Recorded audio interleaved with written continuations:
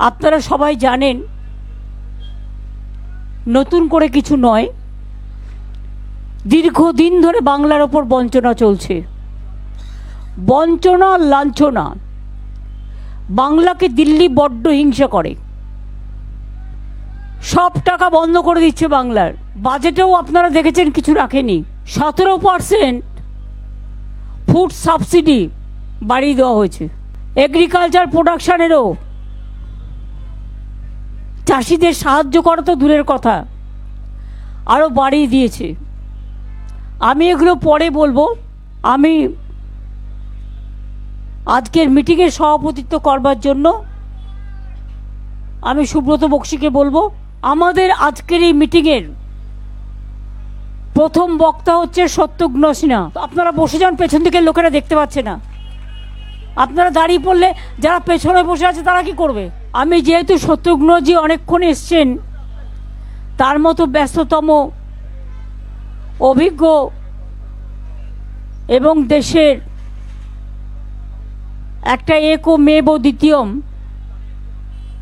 Film ইন্ডাস্ট্রির film গুরু বলতে পারেন, আমি প্রথমেই অনুরোধ করবে আজকে ধর্ণা সম্বন্ধে শত্রুঘ্নজির বক্তব্য দিয়ে আমরা শেষ করব। কারণ তিনি অনেকক্ষণ এসছেন, বর্ধমানের মিটিংয়েও ছিলেন এবং সেই জন্যই তাকে আমরা প্রথম ছাড়ব। সুতরাং আমি মাইকটা দিতে অনুরোধ করছি शत्रुघ्नजिर हाथे। देश की सर्वाधिक लोकप्रिय नेता या नेत्री, the real Bengal tigress, the one and the only one, Mamata Banerjee, और हमारे तृणमूल कांग्रेस के तमाम पदाधिकारीगण, अधिकारीगण, तमाम कार्यकर्तागण और जितने इस सभा में अपने अधिकार, अपने हुकूक, अपने संघर्ष के लिए, लोकतंत्र की रक्षा के लिए या अपने बंगाल की जो मांगे हैं उनके समर्थन में तमाम लोग जो यहाँ जमा हुए हैं, मैं आप तमाम लोगों का बहुत आभार प्रकट करता हूं। और मैं ये कहने आया हूं कि मैं इस मांग में, बंगाल की हर मांग में, या लोकतंत्र की रक्षा के लिए, लोकतंत्र को बचाने के लिए, लोकतंत्र को जिंदा रखने के लिए, मैं हर हाल में जहां कहीं भी हूं आपके साथ हूं, आपके साथ था और आपके साथ रहूंगा। আমি আপনার বেশি সময় নেব না। আমি এইখানে এসেছি डायलॉग खामोश, ये खामोश आपके लिए नहीं है, ये सेंटर के लिए, कि ये ज्यादा ड्रामा नहीं चलेगा। अभी इतने महीनों से, सालों से, यानी बहुत सारे प्रदेशों की लड़ाई है, उनका मांग हो रहा है, लेकिन बंगाल का मांग, बंगाल की आवाज उन्हें सुनाई नहीं दे रही है। क्यों? घबराहट है एक ही आयरन लेडी से, ममता बनर्जी से। और इसलिए, लेकिन ममता बनर्जी से अगर नहीं उनको डर लगता है, खौफ है, तो बंगाल की जनता को परेशान करने का हक किसने दिया है उनको? ये मांगे जो हैं अपने लिए, घर के लिए नहीं है, ये मांगे हैं बंगाल की जनता के लिए, गरीब गुरबा के लिए, यहाँ के युवाओं के लिए। ये ग्रामीण सड़क योजना या प्रधानमंत्री निवास योजना या जो बड़ी बड़ी बातें आपने कर दी, उनको देखते हुए आपको नहीं लगता है कि यहाँ पे हमारे कितने लोग हैं, उन पे क्या गुजर रही होगी? मैं कल दिल्ली में था, परसों मैं आसनसोल में था, आसनसोल से शाम को दिल्ली पहुंचा। दिल्ली में आपका आदेश हुआ बंगाल आना है, कलकत्ता आना है, कोलकाता आना है, और आपके आदेश को अध्यादेश मानते हुए मैं जनहित में और बंगाल हित में यहां फौरन शामिल हो गया ये कहने के लिए कि जिन लोगों ने मेरा बयान देखा होगा, कितना बड़ा ड्रामा हुआ अभी पार्लियामेंट में। ये अंतरिम बजट पेश किया गया है, ये अंतरिम बजट नहीं था। यकीन मानिए, ये सही मायनों में अंतिम बजट था। क्या घोषणाएं कर रहे थे वहां पे? घोषणाएं कर रहे थे कि 2047 में ये करेंगे, 2025 तक की योजना ये है, 2050 तक की योजना ये है। अरे 2024 में तो सामना करो, क्या करने वाले हो। पहले आपने जो घोषणाएं की हैं, जो योजनाएं लेकर आए हैं, वो होगा और यकीनन उससे बेहतर होगा, लेकिन इनके जरिए नहीं होगा, माननीय प्रधानमंत्री के जरिए नहीं होगा, बल्कि नए लोग, नए प्रधानमंत्री और नई सरकार के जरिए होगा। क्या किया वहां पे? बड़ी बड़ी बातें फिर एक बार पार्लियामेंट में। अभी क्या कहते हैं वहां पे कि 5 ट्रिलियन डॉलर की इकॉनमी हो जाएगी हमारी। अरे 5 ट्रिलियन डॉलर की ये इकॉनमी की बात करने वाले, और साथ साथ ये भी कहते हो कि 25 करोड़ लोगों को, उनका अपना आंकड़ा है, जो लिखा वही मानो, अपना आंकड़ा कि 25 करोड़ लोगों को गरीबी रेखा के ऊपर कर दिया।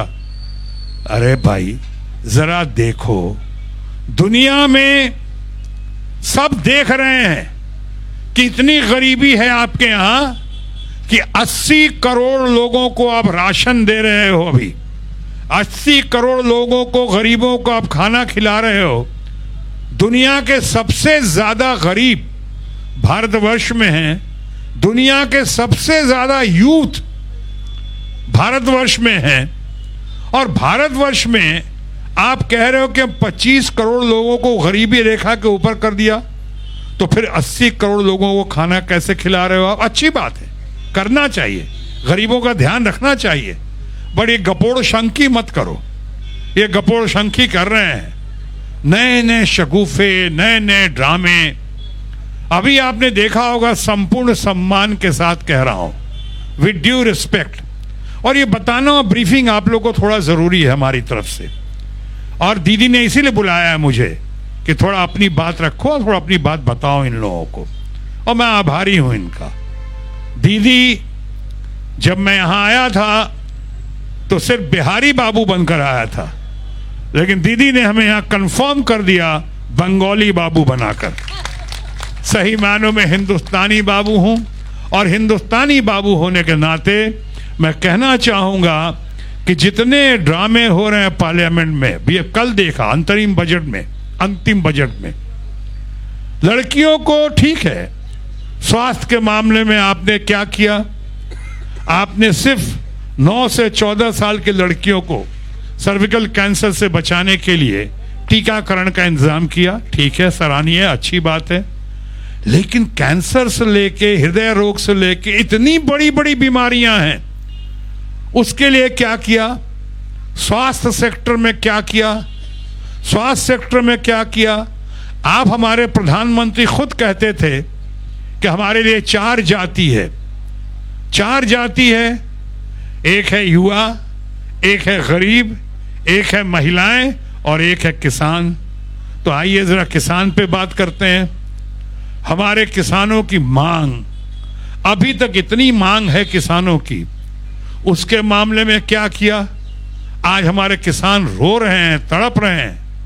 महिलाओं की सुरक्षा के मामले में, महिलाओं के स्वास्थ्य के मामले में क्या किया? युवा के रोजगार, एक लफ्ज नहीं बोला। उनको अवसर कैसे पैदा करेंगे, कहां से देंगे उनको, युवाओं को नौकरी? आज सबसे बड़ा मुद्दा है देश में नौकरी का, बेरोजगारी का, भूख का। भूख का आपको बता दूं कि हंगर इंडेक्स में हिंदुस्तान का नाम 130-125 से नीचे है पूरे दुनिया में। हंगर इंडेक्स, इतनी हालत खराब है भूख के मामले में, जिसका हमने जिक्र भी किया कि 80 करोड़ लोगों को राशन मिल रहा है। आप कह रहे हो 5 ट्रिलियन इकोनॉमी, तो ये बताएं आप हिंदुस्तान में पर कैपिटा इनकम दुनिया के इतने सारे मुल्कों में सबसे करीब करीब सबसे कम क्यों है? पर कैपिटा इनकम क्यों इतना नीचे है? किसानों का जिक्र किया। आज बताइए, आपने बजट दिया, इस सरकार का आखिरी बजट, इस बजट में आपको इन किसानों को क्या आमदनी दी, क्या सहूलियत दी? अभी भी किसानों की आमदनी जो है 27 रुपीज ए डे है। देश के किसानों को, जिनको आप अन्नदाता कहते हो, उनको अब 27 रुपीज ए डे उनकी आमदनी है। क्या पहनेंगे, क्या खाएंगे, क्या निचोड़ेंगे, कैसे गुजारते होंगे? महिलाओं की बात कर रहे हो, स्वास्थ्य सुविधाओं की बात कर रहे हो। महिलाओं के स्वास्थ्य के मामले में आपने कल अनाउंस तो कर दिया कि इतने आईआईटी बने हैं, इतने आईआईएम बने हैं, हमने इतने सारे एम्स हॉस्पिटल बना दिए और बना रहे हैं। अरे भाई, इस देश का कैबिनेट मिनिस्टर था मैं, आपके सामने बैठा हुआ स्वास्थ्य मंत्री, और हमारे टाइम में फादर फिगर अटल बिहारी वाजपेयी जी के आशीर्वाद से 6 एम्स का निर्माण हुआ था। पटना में, हमारे बिहार के पटना में, रायपुर में, आप जयपुर, ये राजस्थान में, आसाम में, शायद जम्मू, ऐसे करीब 6 एम्स का निर्माण हुआ था की घोषणा हुई थी। हम लोगों ने किया था उनके आशीर्वाद से। इतने साल हो गए हैं, एम्स अभी तक बन तो गया है कई जगह, वो बन गया है, वो ढंग से ऑपरेटिव नहीं है, ढंग से वहां ऑपरेशन नहीं हो रहा है। यानी कहने का मतलब कि एजुकेशन सेक्टर हो या हेल्थ सेक्टर हो, एक भी इंस्टीट्यूट या इंस्टीट्यूशन ऐसा है जो आप कह सकते हैं कि इंटरनेशनल स्टैंडर्ड का है, पूरे दुनिया में जिसकी शान है, एक भी है उस मामले में? हमारे लोग बहुत टैलेंटेड हैं, हमारे बिहार के हों, बंगाल के हों, हमारे महाराष्ट्र के हों, पूरे हिंदुस्तान के लोग, पंजाब हरियाणा के लोग बहुत टैलेंटेड हैं, लेकिन उनके लिए इंस्टीट्यूशन क्या उतना ही अच्छा है, वो सुविधा है? अभी ये सारी बातें की उन्होंने, और आके क्यों? क्योंकि मुद्दों पे बात करने को कुछ नहीं था। बात नहीं कर पा रहे हैं रोजगार, बेरोजगारी पे, भुखमरी पे। इतनी गाड़ियां देख रहा हूं यहां पे, कितनी गाड़ियां होती थी। डीजल पेट्रोल के प्राइस का क्या हुआ, उस पर कोई नजर डाली आपने बजट में? हमारे कितने छात्र बाहर जाते हैं पढ़ने के लिए, अब जाना कईयों का बंद हो गया है। डॉलर इतना ऊपर चला गया है, रुपया इतना नीचे आ गया है, रुपया ऊपर चला गया है और डॉलर इतना भाव उसका वो बंद हो गया। उस पे कोई बात नहीं हो रही है, न डॉलर्स पे, न पेट्रोल पे, न प्राइस राइस पे। इतनी सारी मुद्दों से भटकाने के लिए अभी ताजा ताजा उन्होंने एक इम्पैक्ट क्रिएट करने की कोशिश की। विद ड्यू रिस्पेक्ट, राम जन्मभूमि का अच्छी बात है, आपने किया, हम उस पर नहीं कहेंगे क्योंकि सेंसिटिव मामला है, आपने किया। मैं तो खुद ही रामायणवासी हूं, आपको तो पता होगा कि हमारे घर का नाम मुंबई में रामायण है, शायद भारतवर्ष में पहला मकान था जिसका नाम रामायण है। हम 4 भाई हैं, राम, लक्ष्मण, भरत और शत्रुघ्न। हमारे जुड़वा बेटे हैं लव और कुश। सोनाक्षी तो आप जानते हैं, जुड़वा बेटों को बहुत लोग जानते होंगे, लव और कुश। हमारे इतने सालों से जो सेक्रेटरी रहा है हमारा, उसका नाम पवन कुमार है, 50 साल से जो सेक्रेटरी है। तो कहने का मतलब, मैं तो खुद रामायणवासी हूं, लेकिन मैं सर्व धर्म समभाव में विश्वास करता हूं। मैं यकीन करता हूं, मैं हिंदुस्तान में, पाकिस्तान में कितनी बार गया, कितनी बार पाकिस्तान गया हूं। हमारी बहन है स्वर्गीय जियाउल हक की बेटी जैन जिया, जो मुझे भाई मानती है। मैं उसके जन्मदिन पे करीब करीब हर साल जाता रहा, इस्लामाबाद या लाहौर, जगह जगह जाता रहा, क्योंकि वो लोग भी जानते हैं और मानते हैं कि सर्वधर्म समभाव। इसीलिए जब हमको दीदी ने आसनसोल भेजा और वहां पे मुझे अच्छा लगा, बहुत अच्छा लगा। पर एक बात सबसे अच्छी लगी मुझे वहां पे, कि वहां पे गेट पे, द्वार पे लिखा हुआ है, बड़ा बड़ा लिखा हुआ, सिटी ऑफ ब्रदरहुड, यानी कि सद्भावना का शहर। भाईचारे का शहर। यही होना चाहिए पूरे मुल्क में। सद्भावना होनी चाहिए, सर्वधर्म समभाव होना चाहिए, एक दूसरे में प्यार होना चाहिए। इतना ज्यादा आप आज डिफरेंस पैदा कर रहे हो, इतना ज्यादा आप मुद्दों से ध्यान भटका रहे हो लोगों का।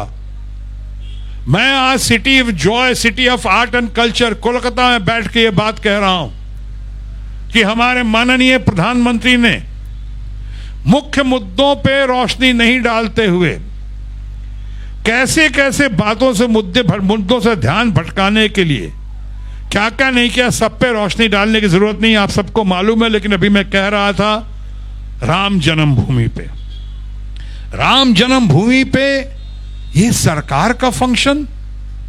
अरे मैं तो खुद ही भारतीय जनता पार्टी में इतने साल था, मैं तो 27 साल था अभी, तभी हमने कहा father figure Atal Bihari Vajpayee, father figure.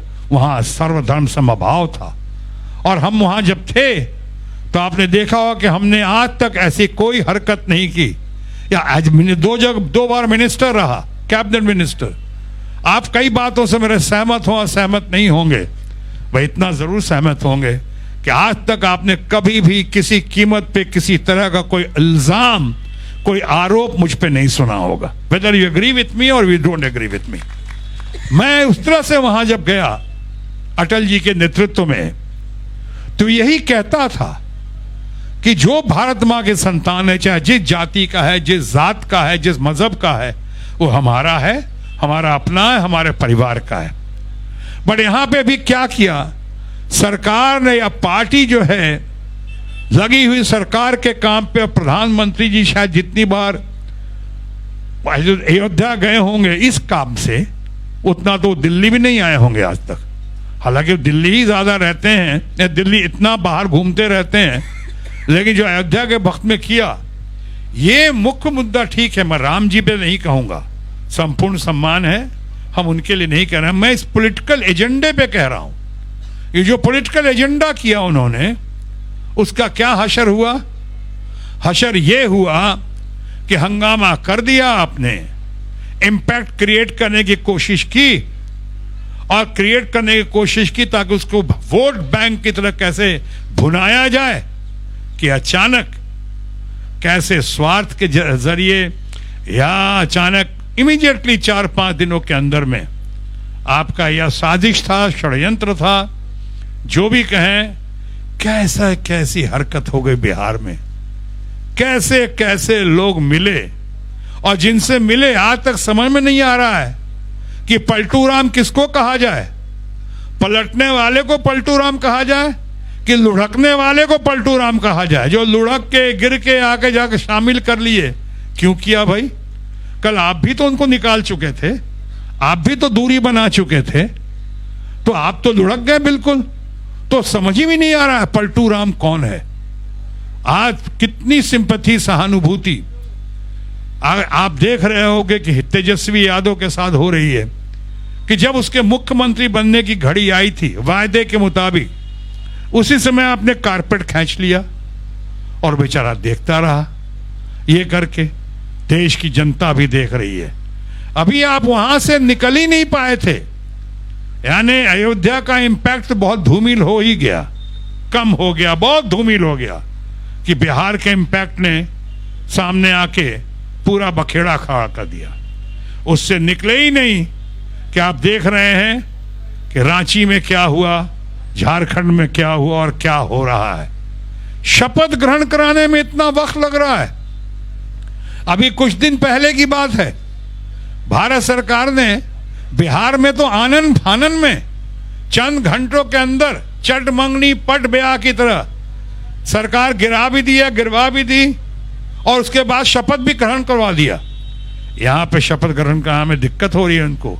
एक आदिवासी समाज का इतना तगड़ा प्रतिनिधि, और आदिवासी का होना कोई जुर्म नहीं है, कोई अन्याय नहीं है, पर उसके साथ अन्याय किया ऐसा दिखता है। और सोरेन के साथ, आदिवासी परिवार के साथ, या पूरे आदिवासी समाज के साथ फलता फूलता ये समाज आज उसके साथ जो किए ज्यादती, उसका इंपैक्ट आया। अभी उसका इम्पैक्ट खत्म ही नहीं हो रहा है, अभी चल ही रहा है कि तब तक आपके पास अभी जो सुनने में आ रहा, देखने में आ रहा है, केजरीवाल के ऊपर शुरू हो गया। यानी जितने विपक्ष के लोग हैं उनको धरो दबोचो, वो तो इनको सिर्फ टाइगर्स हमारे सामने बैठी हैं। इनका ममता जी जिनके उनका पाला नहीं चल रहा है, उनका कुछ हो नहीं पा रहा है यहाँ पे, नहीं तो अगर उनका बस चलता तो ममता जी के साथ या शायद हमारे साथ, हम जैसे कुछ लोगों के साथ भी ये जरूर करते। अभी बात ये है, लीजिए इनको भी लेटर बहुत भेजा है, कह रहे लेटरबाजी चल रही है, लेकिन ये लेटरबाजी चलबे ना। ममता बनर्जी বসে আছেন এইখানে, ওই सब चलबे ना दादा, आप नहीं भूले जान। तो यहाँ पे इसलिए जब यहाँ नहीं चल रहा है तो ममता जी का या तृणमूल कांग्रेस का या आप जैसे लोग जितने बैठे हुए अच्छे से लोग, इनको परेशान करने के लिए, इनको तकलीफ देने के लिए इन लोगों ने शुरू किया है कि यहाँ का फंड रोको। अरे फंड क्यों रोक रहे हो? कैसे रोकोगे तुम फंड? तुम्हारा फंड है क्या? तुम्हारा पैसा है क्या? हमारा अधिकार है, ये हमारा हक है। लोकतंत्र में ये सब चलेगा नहीं, ये जो कर रहा है। और इसीलिए इस अधिकार की लड़ाई में, इस हक की लड़ाई में मैं आपका अपना शत्रुघ्न सिन्हा, बिहारी बाबू या बंगाली बाबू या सही मानों में हिंदुस्तानी बाबू इस वक्त आपके सामने उपस्थित हूं कि मैं आपका सिपाही हूं या सिपा सालार हूं। जैसा आप बोलोगे मैं करने को तैयार हूं। इसलिए मैं ज्यादा समय इसलिए नहीं ले रहा हूं कि आपकी तरह, बहुत लोगों की तरह हम भी अभी ममता जी को सुनना चाह रहे हैं। इसलिए मैं ना आज के तो हम सुनते সেই জন্য এসেছি আমি ওখান থেকে। এখন कीजिए, मैं आपके साथ हूं और मैं लड़ाई में साथ हूं, और तब तक हम लोग चैन की सांस नहीं लेंगे जब तक हमारे न्याय की बातें, हमारे अधिकारों की बातें, हमारा हक हमें नहीं मिलता, तब तक हम चैन के साथ नहीं लेंगे। जय बांग्ला, तृणमूल कांग्रेस जिंदाबाद। जय बांग्ला, जय हिंद।